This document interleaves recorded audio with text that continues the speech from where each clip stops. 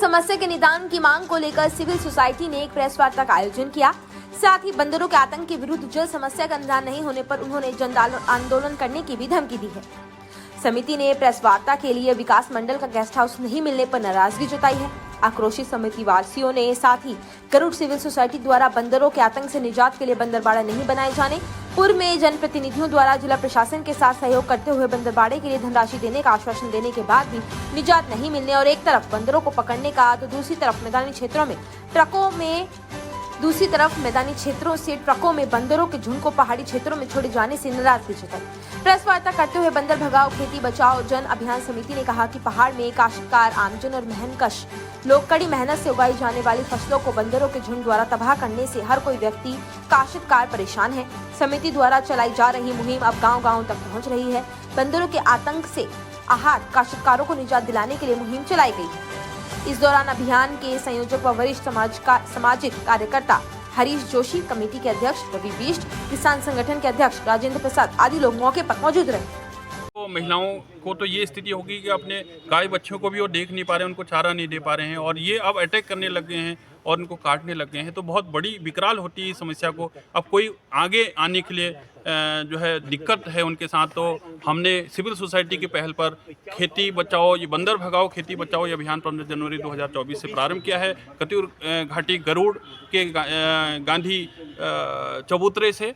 अब हम इस अभियान में हमारा लक्ष्य है कि कम से कम ये जो प्रशासन है, ये वन विभाग है, वन्य जीव संरक्षण अधिकारी हैं, ये चेतें और जनता को इसके लिए राहत दिलाएं। तो इसलिए 10 फरवरी 2024 को बैजनाथ में भगवान खुला मैदान में हमने आहूत किया है लोगों को वहां आएँ और एक बड़ी जनसभा में अपनी उपस्थिति दें ताकि सरकार और प्रशासन को लगे कि हाँ वास्तव में ये समस्या हो रही है।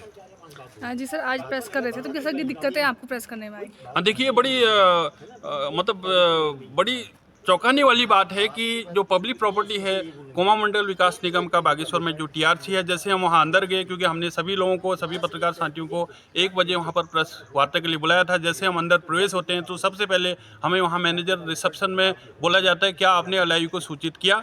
तो मैं कानून का विद्यार्थी होने के नाते हाईकोर्ट में प्रैक्टिस करता हूं, तो मैं यह जान करके बहुत ही भौचक्का हुआ कि आपको कोई कार्यक्रम करने से पहले एलआईयू को बताना है। तो उनका फिर अगला था कि नहीं तो डीएम साहब के एक बहुत बड़ा नोटिस हमें यहाँ पर थमा दिया जाता है। तो ये बंदरों की समस्या को लेकर के हमें प्रेस कॉन्फ्रेंस के लिए हम किसकी परमिशन लें यहाँ पर? ये प्रजातंत्र का गला घोटा जा रहा है और जिला प्रशासन में यहाँ पर ये हेडक्वार्टर में ऐसा अगर हो रहा है तो ये बहुत दुर्भाग्यपूर्ण है।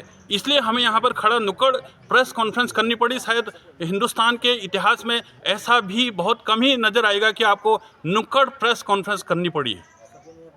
तो भविष्य में ऐसा ना हो इसके लिए कोई कदम आप उठाएंगे कानूनी तौर पर कि जैसे आपको रोका गया प्रेस वार्ता के लिए?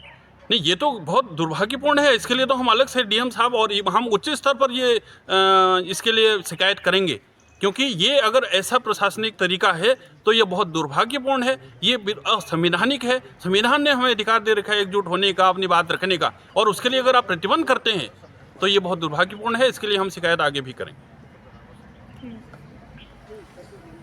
और लेटेस्ट अपडेट के लिए सब्सक्राइब करें वेलकम इंडिया न्यूज़ चैनल।